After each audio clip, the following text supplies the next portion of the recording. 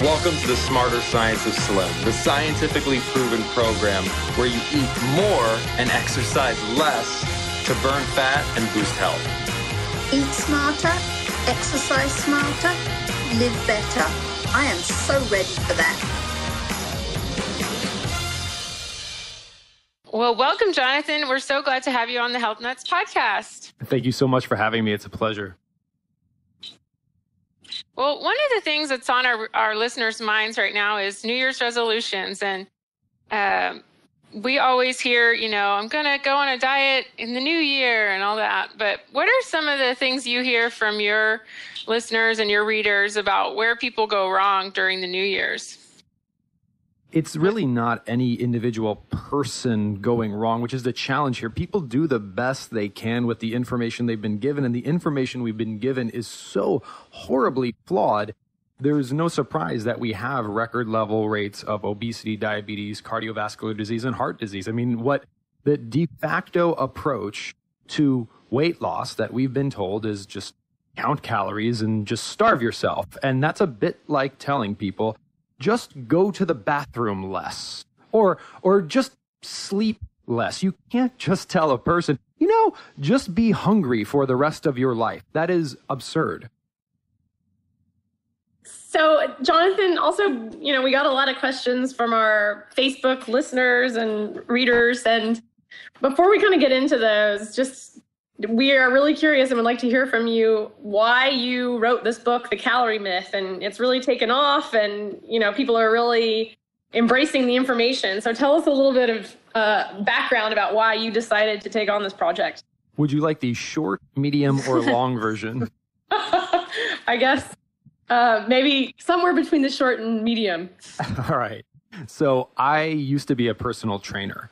And back in my personal trainer days, this was many, many years ago, I experienced something very unique. I'm one of those hated people who is naturally thin. And my goal was to get bigger. I would consume 6,000 calories per day. Literally, I have Excel spreadsheets to track this out. I would do double shots of olive oil, just literally trying to get bigger, while the vast majority of my clients were women over the age of 35 who had the exact opposite goal. They wanted to get smaller. So I did what anyone who's versed in the conventional wisdom would do, and that is to tell them to eat about 1,200 calories per day and to exercise way more than I was exercising. The unfortunate thing that happened was that neither myself nor my clients achieved what we wanted. We didn't become slim and healthy. In fact, we just became sick and sad.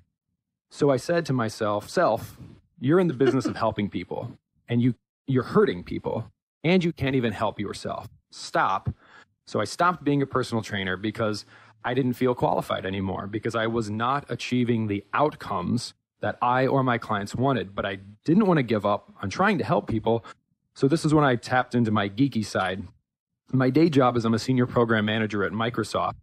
And the reason I have that job is I really, really like working with very technical people, extremely technical people, to take their knowledge and to translate it and to apply it into systems, aka to engineer things that everyday people can enjoy and use to live better lives. So I do that with technology at Microsoft, and I've done that with biology with top researchers around the world, with the Harvard Medical School, Johns Hopkins, UCLA, analyzed over 1,300 studies over a 10-year time period, simply because what I personally was doing and telling people to do was counterproductive. So I said to myself, there has to be a better approach. And ironically, there is a vastly better approach. And when you take a step back, it makes a lot of sense, because think of all the technological advancement we've seen in every other area of life over the past 50 years. However, for eating and exercise, we're told the same stuff we were told 50 years ago: just eat less and exercise more. Fat's going to kill you. Sugar isn't really a big deal, and protein is somewhat irrelevant, right? That's the same stuff we've heard for 50 years, the exact same time period when we got sick and heavy. Isn't it time that we look at the modern science and engineer a solution that actually works? So in the calories in, calories out model, which is kind of what you discuss in the book, first off, why is this kind of theory flawed? And then, I think our listeners also since you're so science-based, would appreciate if you could point us to some specific studies that are kind of in support of this too. Sure. Think of the calorie math theory as the flat earth theory of fat loss. It's incredibly intuitive. Right? Look out your window. It looks like the earth is flat. And if the earth wasn't flat, wouldn't the people on the bottom fall off? It's a very reasonable position to have, but it's not accurate. And you can imagine when people tried to convince the world that the world wasn't flat, they're just like, dude, look outside. It's clearly flat. But then they said, well, when you understand science, for example, the law of gravity, you start to see that, wait a minute, okay, it could be round. And these scientific laws explain how that's possible. The same thing applies to your metabolism. It's intuitive to think that if you just starve yourself, you'll lose weight. And you will lose weight. But our goal isn't to temporarily lose weight. Everyone's temporarily lost weight. You can temporarily lose weight by cutting off your leg. That doesn't mean it's a good approach. Our actual goal is to have a body we love, to have a life we love, and to have wonderful health for our entire life. You cannot achieve that through starvation. That doesn't make any sense at all. And if you look at the actual studies, every single study that has clinical study that has counted calories has shown that calorie math doesn't add up. Meaning if people, for example, were in a super tight, controlled environment where they all cut, say, 1,000 calories, theoretically, they should lose 2 pounds per week, right? According to the conventional wisdom. They never, ever, ever do. So why the fact that the mainstream keeps perpetuating a theory that has been disproven by every relevant study that's ever examined it is beyond me. I was listening to one of your podcasts that you said there was a study where people were basically on IVs and that they didn't lose weight. They were on a very restricted calorie diet and they didn't lose weight. They just started to, they lost muscle mass, and that was the body, even though it was restricting calories so much that it just started eating its own muscle, and they really didn't have the benefits that they were looking for. That just showed the calories in, calories out model doesn't really work, right? Exactly. And we can look at it in both directions. So we can look at it in terms of weight loss. We can also look at it in terms of weight gain. So from a weight loss perspective, let's look at this personally. If you just try eating less, which, because we've all been told to do that, chances are all of your listeners have tried that, the first thing that happens is you become tired and cold.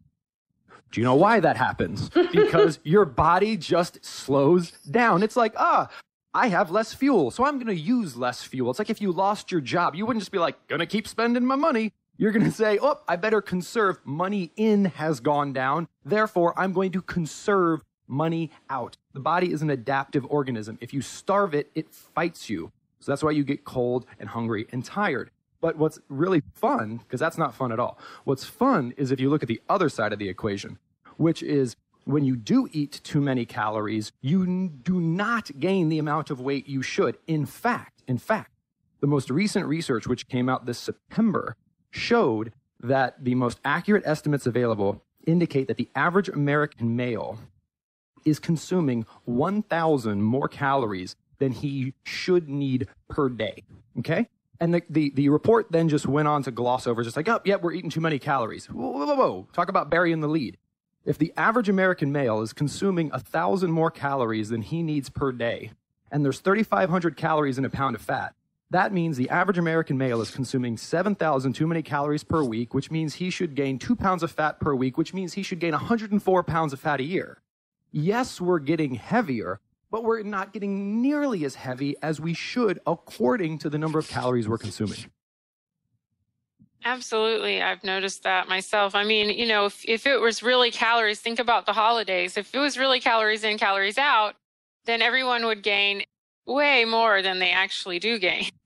Excuse me, Caitlin. That was Caitlin, correct? Yeah. Caitlin, it's nice. Our little system here highlights when you're speaking versus when Mary's speaking. So if you think about the whole calorie math equation, it's absurd for so many reasons, one of which is that it's impossible to do. Even say you only ate food that had little nutrition facts on it so that you could, quote unquote, accurately know calories, first of all, that would be horribly unhealthy because the healthiest foods in the world don't even have nutrition labels on them. But besides that point, even the nutrition labels have about a 10% margin of error. So even if you counted every single calorie in, you could still have a margin of error of 10%, which doesn't seem like a lot, but the average person consumes about 1 million calories in a year. That's 100,000 calorie margin of error. It can't work that way. I was wondering a little bit more about, I've heard you talk a lot about how hormones come into play. And can you explain to our listeners a little bit about, how quality food comes in, makes the hormones regulate and stuff like that? Hormones are really what we should be focused on, not calories. The reason for this is, think about it a bit like a car. The quantity of gasoline you put in a car does not change that car. So if a car is not running properly, just putting more or less gasoline in it will never change that. The quality of the fuel you put into the car will, though. Premium gasoline will make the car actually run differently. And if you put kerosene or lighter fluid in the car's gas tank, it'll run much differently. So it's the quality of things we put in a system that change the system itself. The same thing applies to our body. The quantity of calories we take in don't actually change the way our metabolic system works. The quality of foods we take in does. And the way it does that are in 3 ways. One is hormonally, but also neurologically and also gastroenterologically, so with our gut bacteria. But hormones are really the biggest one, and hormones are how our body communicates. So at the end of the day, you burn fat when hormonal signals tell your brain, burn fat. And you store fat when hormonal signals say, store fat. If you want concrete examples of this, 2 things. First, if you take a person, don't do this, it's a bad idea, but let's talk about science. If you take a person, you set them on the couch, and you change nothing about their eating, and you shoot them full of anabolic steroids, aka hormones, they will build muscle and burn fat. Why? Because those hormones are telling their body to do that. The body does what hormones tell it to do. Similarly, and this has been shown repeatedly in clinical trials, if you take a person and you inject them with the hormone insulin and you change nothing about their diet or their exercise routine, they gain fat. Why? Because insulin tells the body to gain fat. It is through the quality of food we eat that we change that hormonal conversation and can get our body to burn fat for us long term. Isn't insulin basically just sugar? Insulin is the hormone your body releases in response to sugar. Of course. Yeah, that's kind of what we always say, is that food is information for the body, right? And what you eat can dictate whether or not you are storing fat or burning fat, because your body functions more as a chemistry lab really than a bank account, right? I love the idea of food as information. It's a bit like someone who walks into someone's at a foreign country, let's say, that they go to visit, let's say Mary, you go to visit someone in China. And you're like asking someone for directions and they don't understand you. And you just like ask them again. And then you ask them louder and you ask them louder and you ask them louder. And they're like, hey, I don't speak English. Like you can increase the quantity of requests you make to this person. But if they don't understand the information you're giving them, it doesn't matter. That's basically what we're doing with our bodies when we futz around with calories. It's the wrong language. We're screaming at our body, burn fat, in a language that it doesn't understand. So with that in mind, tell us a little bit about your SANE theory. I know everyone wants to get that teaser before they read the book. The good news, two things, and one thing I always like to call out very much, because while I am flattered when people say things like my research or my SANE theory, all that I do, I'm a mouthpiece, so I'm not a doctor. I simply represent, for lack of better terms, researchers who spend their lives in laboratories, not on infomercials or not in spandex. So I try to make their information accessible to everyone. So this information, this idea of SANE, is a acronym that breaks down 4 factors that the scientific community has established, which determine whether or not a food source is high or low quality. Because we all hear, oh, eat healthy food. But If you ask 10 people what healthy food is, you're going to get 10 different answers, right? So the vegan community is going to say something much different than the paleo community, which is going to say something different than the low carb community, which is going to say something different from the United States Department of Agriculture, right? So we've got to say, it's not like eat more healthy food, because clearly healthy has resulted in something very unhealthy over the past 50 years. We need to reevaluate what healthy is. The way you do that is you look at the science and you say, what has the science shown? There's 4 factors that determine whether or not a food is healthy. How satisfying it is. That's the S in SANE. So for example, Pringles openly advertises, once you pop, you can't stop. They're saying our food doesn't satisfy you. The point of light beer, the reason light beer was invented was to give people a mechanism to ingest calories and not feel full. Okay. Or just to pee a lot. Exactly. So light beer and Pringles are examples of foods that have low satiety. We want to eat foods that have high satiety. They keep us full for a long time. We also want to eat, the A in SANE is unaggressive foods, foods that don't dump energy into our bloodstream all at once, causing a huge spike in insulin. This is one that's pretty well understood. It has to do with glycemic index and glycemic load. The N is nutrition, and it has to do with the amount of essential things, vitamins, minerals, essential amino acids, essential fatty acids a food provides us. This is one we can talk about more, because the way nutrition has been presented to us is not what the scientific community shows, but we can talk about that in a second. Obviously, we want to eat more nutritious foods. And then finally, the E is efficiency. This is the one that's least well understood in the mainstream, and that is different sources of calories are more or less efficient at being stored as fat on our body. For example, protein, which really isn't an energy source, it's a structural component, is very, very difficult for your body to store as body fat, simply because there's a huge number of chemical reactions that need to take place before protein becomes triglyceride and then gets stored on your body. So we want to eat satisfying, unaggressive, nutritious, and inefficient foods, SANE foods. So what you're saying is you're kind of a conduit for information that exists out there that research is delving into, but people just don't have access to this information? Or why do you think there's resistance around it? There isn't really resistance by anyone other than people that have a vested interest in the old models. For example, I mean, you know, I've got my own show that we do. I really appreciate the kind words you said about that earlier before we recorded. We've had vegans on the show. We've had paleo luminaries on the show. We'd have mainstream researchers on the show, because the thing that's cool about all of these different lifestyles, all of them, vegan, vegetarian, paleo, low carb, South Beach, is you'll notice they share one thing in common. They don't count calories. They focus on food quality rather than calorie quantity. The only people who are adverse to this information, which has been borne out by the science and borne out in practice for so many people, are individuals who have a financial interest in perpetuating the myths of 50 years ago. Well, speaking of, if you hang out on the interwebs at all, you know that, without naming names, there's a school of thought out there now that's kind of a backlash to this low-carb paleo community, saying that eliminating major food groups and kind of, you know, what we talk about a lot is eliminating inflammatory foods, you know, like you mentioned in the book, gluten, dairy, sugar, grains, that kind of extremism and restricting these foods leads to kind of eating disorder behavior or obsessive eating disordered behavior. So what would you say about that, or what's your opinion of that? By that logic, every kosher and halal person in the world has an eating disorder. That's a good rebuttal. I like that. And in addition to that, so does every pregnant woman. So the logic, I'll tell you what's the most disordered form of eating in the world, aside from anorexia and bulimia. Taking a calculator around with you and a scale so that you can sort of balance this core metabolic process. Like, just think about how crazy that is for a second. Like, what about vitamin C? Vitamin C is also required for life.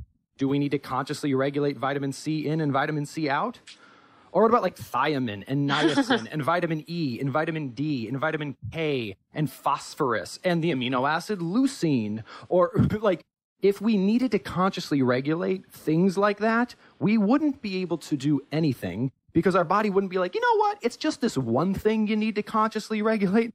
The body says, all right, check it out. You've got this powerful brain. You have this part of your brain called the neocortex. Neocortex is uniquely human part of the brain. It allows us to do things like talk like we're talking right now, right? Things that make you uniquely human. Then you have this part of this brain called your hypothalamus, which takes care of unconscious things. There's a reason you don't need to consciously monitor breaths in or breaths out, or your blood pressure, or your blood sugar, or your body weight, because your body is designed to take care of it for you so that you can do more important things. The most disordered form of eating in the world is one in which you do math instead of enjoying food. Great point. What do you, absolutely. I mean, I think your theory about sane foods is really important, because I know before when I was just dieting all the time, you know, like all young girls pretty much. And before I started looking at food quality, it seemed like every food made me feel crazy. Or guilty. Yeah, or guilty. Or it was just a cycle of guilt and, you know, being tired and up and down and all this. And I don't know if, I mean, I know men feel it too, but it seems like women are maybe more sensitive to it. Well, Caitlin, I don't at all mean to cut you off, but I got to tell you, you just brought up my favorite point ever. And that's how calorie counting is freaking oppressive to women specifically, because most, even guys that are trying to get in shape, aren't generally told. Like if you pick up even mainstream men's literature, it doesn't talk so much about shrinking and being hungry and counting and just being in the background a little bit. And that's, think about this though, counting calories, chronic cardio. You're going on a date with a man. Oh, order a salad. Don't eat more than he does. What is it the 1920s? Did I miss something? Like, when did we start going back and making it acceptable to openly treat women as second-class citizens, that they, as if they need to shrink down in some way? Wow, that's deep.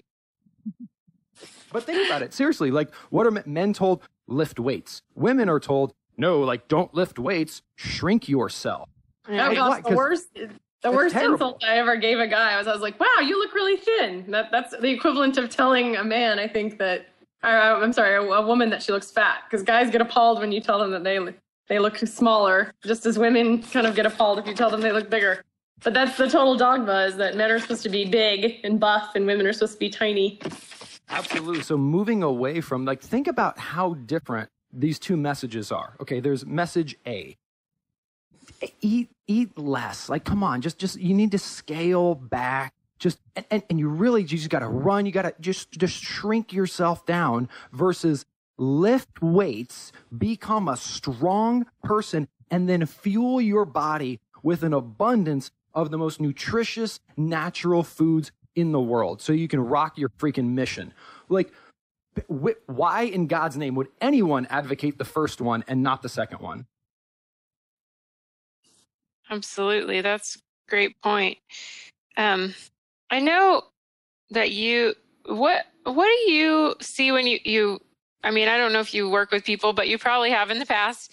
So, you know, you see them, they're doing, let's say they've been kind of doing your recommendations for a while, and they seem like they're doing everything right, but they're just not getting results. And I used to get a lot of clients like that before I stopped taking clients, and they were like doing the perfect food and the perfect, exercise supposedly, and they just weren't getting anywhere.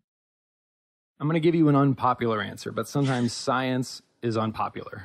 Because science doesn't try to be anything, it just is. So the best way to think about your body when it comes to sticking points is what has happened to us over the past 40 and 50 years is, because we've been given this wrong information, we've literally broken our metabolism. It's literally broken, and we can get into what that means, but for now, let's stick with it's broken.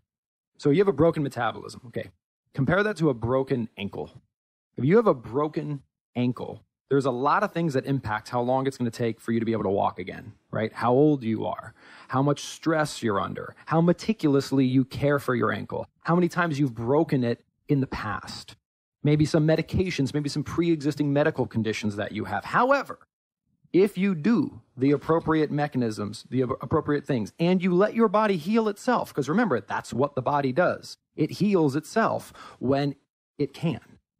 Your ankle will heal itself, and it might be 3 months, right? On day 2, your ankle might not look any better than on day 1. And in fact, in month 2, if you're 65 years old and have broken your ankle 15 times, month 2 might not seem any different from month 1, but one day, your ankle will be healed, and then you'll be able to walk on it for the rest of your life. Think of your metabolism the same way. If you've weight cycled over and over and over, if you're under a massive amount of stress, if you're on a bunch of medications, if you're older, if you're not sleeping well, it is going to take you a lot longer to heal your broken metabolism than it will someone who has not experienced those types of things. That doesn't mean it can't be healed. It just means if you think about it a little bit more like a broken bone, where it's not this linear process, it may help you wrap your head around the results you'll get and when.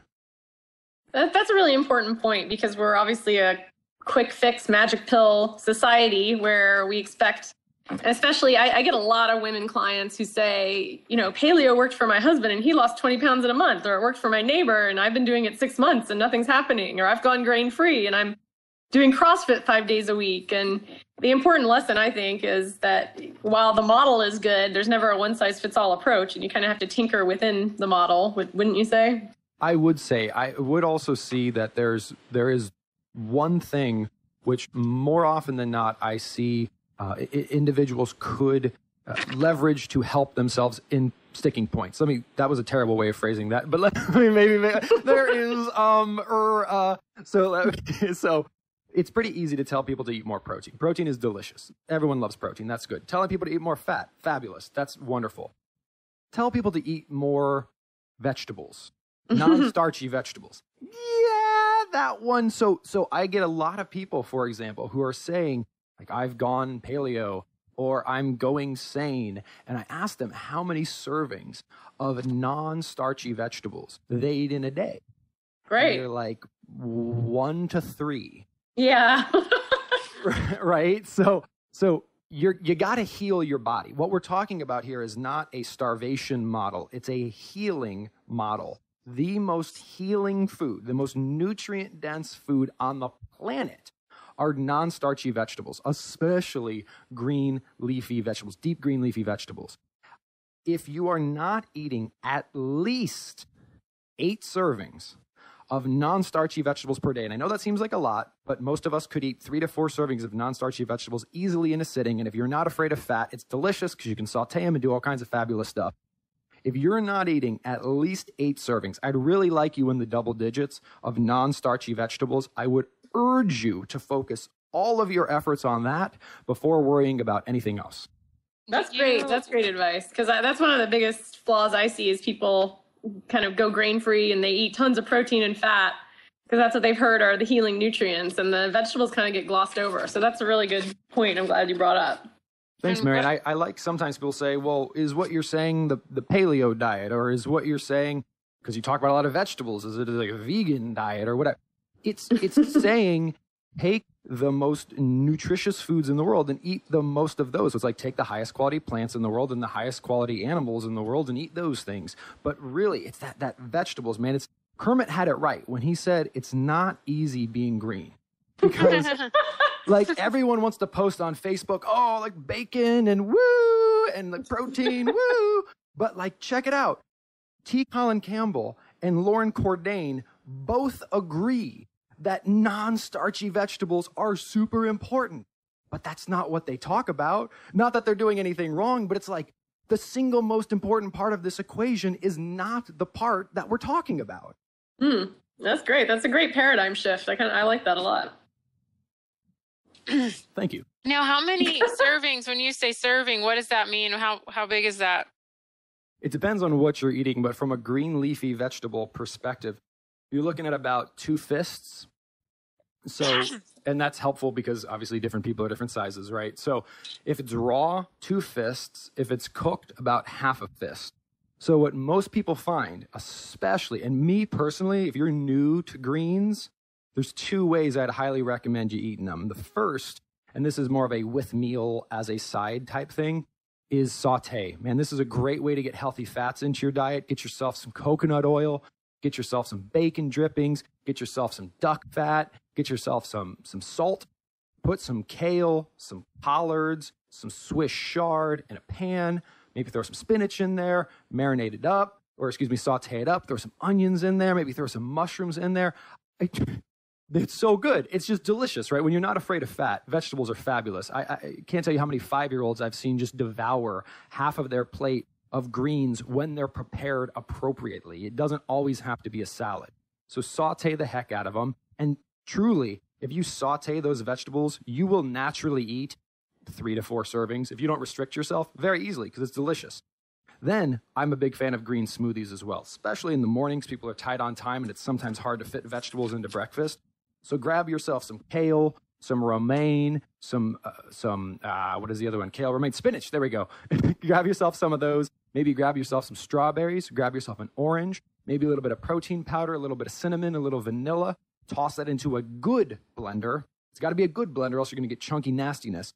Throw that in a good blender and enjoy that in the car on the way to work. And right there, you got 3 servings, 4 servings of non-starchy vegetables, and they're raw, which is really good as well. That's good on the go. Great ideas. And, I think some people think about vegetables. And I mean, I remember back in the day, I used to eat tons of like steamed vegetables with no fat on them. Yeah, or like maybe that Molly McButter or something. And they were horrible. And I just would stuff them down to make them filling. But now it's a whole different ballgame when you start putting fat on them. So, well, your body won't absorb the fat-soluble nutrients from the vegetables unless you have fat in them. Absolutely. So you kind of are similar to me. I mean, besides studying studies, but I was a trainer for a long time, and then I became a holistic nutritionist because the same way I got fed up with all the people just not getting results, and I got so much more out of the nutrition side of it than I did from the exercise as far as fulfillment. So I wanted to hear some of your ideas about, what are some common exercise mistakes you see people making? Exercise, just like eating, has been promoted to us by the mainstream as a quantity game, not a quality game, right? It's just exercise more, exercise more, exercise more. Very simply put, energy is a fixed resource. So if your goal is to exercise more, by definition, you have to do exercise that doesn't require a lot of energy, right? If your goal is to drive your car for as long of a time period as possible, you'd be better off driving it at 2 miles an hour than you would driving it at 200 miles an hour, simply because the harder you drive it, the faster it's going to run out of energy, right?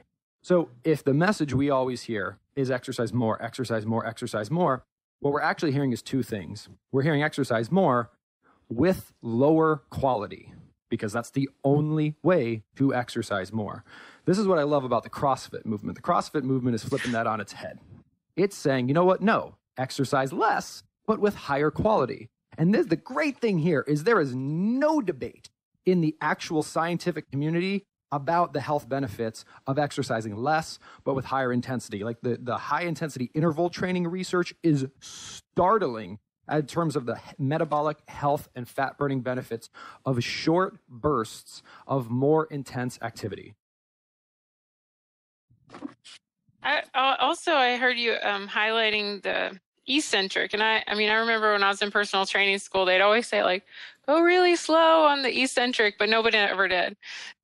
It is. It's somewhat heartbreaking because when you look at it, it's really like we've been told the opposite of what we should, right? Even just the language that people use, lift weights. Let's go lift weights. That language, look at how most guys do bicep curls. It looks like they're doing a freaking clean and jerk. I'm not sure if all of your listeners will know what that means, but they're like wiggling around like they're a worm, and they're trying to do as many reps as possible. They're trying to lift the weight as much as possible.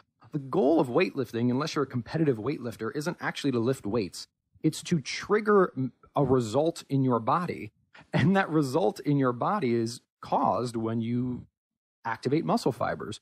And training very, very slowly, training eccentrically, allows you to generate a dramatic amount of force. In fact, up to 40% more force than contracting concentrically, so lowering weights.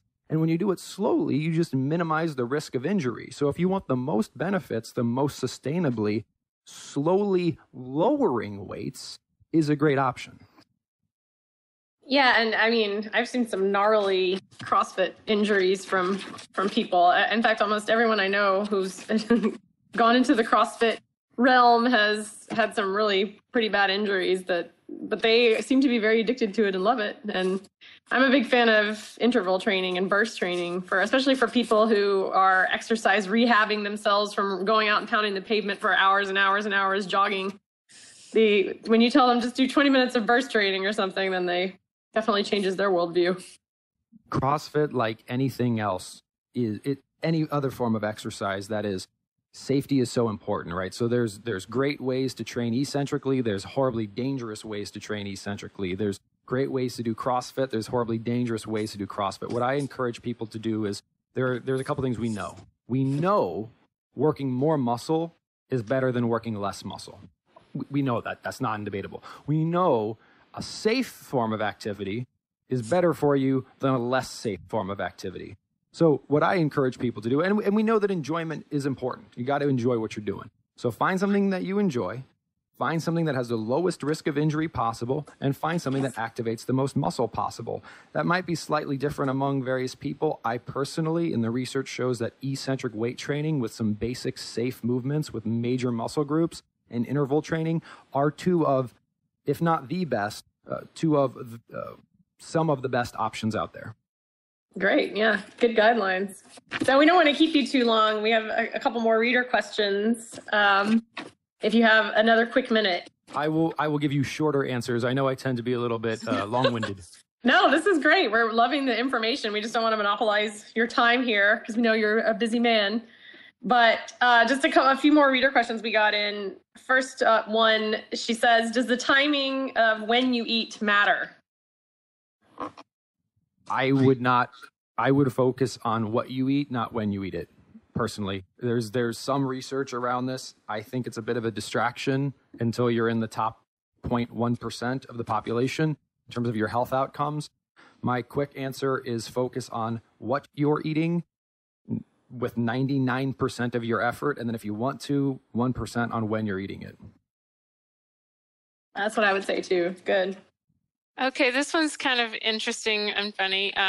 So remember a couple years ago that this reader of mine who always comments, named Nick, he wants to know, what do you think about the Twinkie diet? Because the guy lost a lot of weight and he was eating the lower calorie Twinkie That's diet. Right. Well, I'm going to tell you about the next fad diet right now. I got the inside scoop. I was actually in Hollywood last week, and this is the new Hollywood celebrity diet. Are you ready for it? The cookie diet. No. It's called the Amputation Diet. What you do is you cut off your right leg, and you lose anywhere from 30 to 60 pounds instantly, and you keep it off forever. Wow. The point of that ridiculous story, which is obviously not true, is that there's all sorts of things we can do to lose weight. That doesn't mean they're healthy or that we should recommend them to people. Of course, if you eat 1,000 calories of anything and that's all you eat for the rest of your life, you're going to lose weight. You'll also die and be miserable. So why are we even talking about that?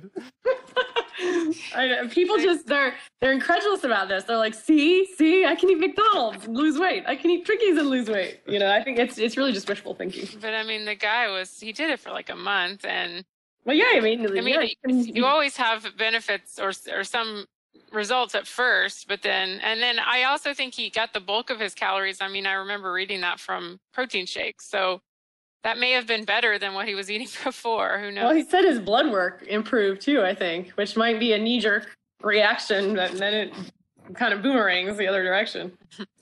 So, Jonathan, tell us just some closing words of encouragement around people who want to get healthy in the new year. Very simply, focus on foods in this order. Non-starchy vegetables. The vast majority of what you fill your plate with, you fill your body with, should be vegetables you could eat raw. You don't have to eat them raw, but you could eat them raw. Think things like green leafy vegetables, cucumbers, asparagus, broccoli, mushrooms, tomatoes, peppers, stuff like that. Next on the order of volume, this is about a 30-year plate, nutrient-dense protein. So humanely raised animals, wild-caught fish. It doesn't have to be expensive. There's canned wild salmon. There's canned options which everyone can afford. There's frozen options that everyone can afford.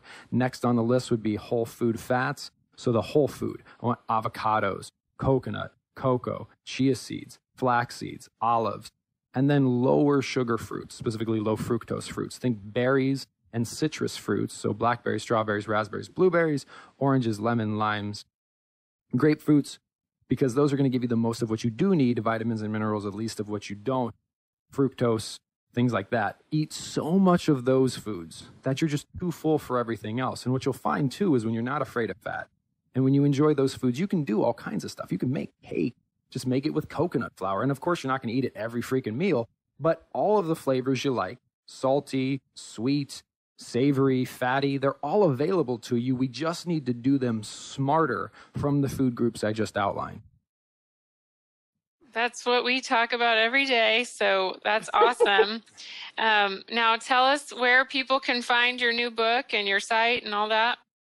The book is available anywhere books are sold. It's called The Calorie Myth, and I don't mean to be like the sales pitch guy here, but I think on Amazon it's less than $16. And I personally guarantee that you will get at least $16 worth of information out of this book. It has been a labor of love for over a decade, and it provides you with so much proven science that you can practically apply. And it's an easy read. I would very much appreciate if you'd grab a copy.